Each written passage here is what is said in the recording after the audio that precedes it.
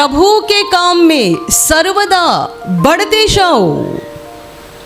प्रभु के काम में बढ़ते जाओ। ये काम करने के लिए, प्रभु के काम में बढ़ने के लिए, यानी उसके वचनों के अनुसार चलने के लिए मेहनत की ज़रूरत है, परिश्रम की ज़रूरत है। और जो भी मेहनत और परिश्रम आप लेने वाले हो, उसका फल आपको दुनिया नहीं देगी।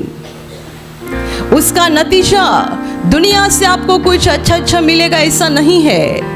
नतीजा ये हो जाएगा कि प्रभु आपको इसका प्रतिफल देगा। प्रभु के काम में सर्वदा बढ़ते जाओ। प्रभु के काम में वचन कहता है कि प्रभु में तुम्हारे श्रम व्यर्थ नहीं है। हम प्रभु में जो भी श्रम करते हैं वो व्यर्थ नहीं जाते हैं। परमेश्वर हर हमारे भले काम का रिकॉर्ड रखता है। हमने कितने लोगों की मदद की, कितने बार हमने प्रार्थना में भाग लिया, कितने बार हमने दूसरों को क्षमा की, कितने बार हमने दूसरों की सहायता की। परमेश्वर के पास हमारे भले कामों का रिकॉर्ड रहता है।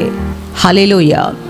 इसमें एक बात अच्छे से जान लेना कि हमको जो उद्धार प्राप्त हो गया है वो हमारे भले कामों के कारण नहीं मिला है।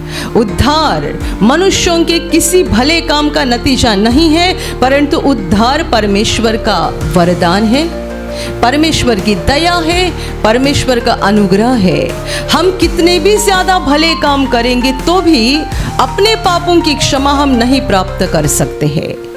हम कितने भी भले काम करेंगे तो भी हम अपने गुनाहों से छुटकारा नहीं पा सकते हैं। आपने जीवन में कितने भी ज्यादा भले काम किए, लेकिन यदि आपको पापों की क्षमा नहीं मिली तो आप धरती पर भले कामों का फल यानी प्रभु के आशीष पा सकते हो, परंतु मृत्यु के बाद अनंत जीवन नहीं पा सकते हो।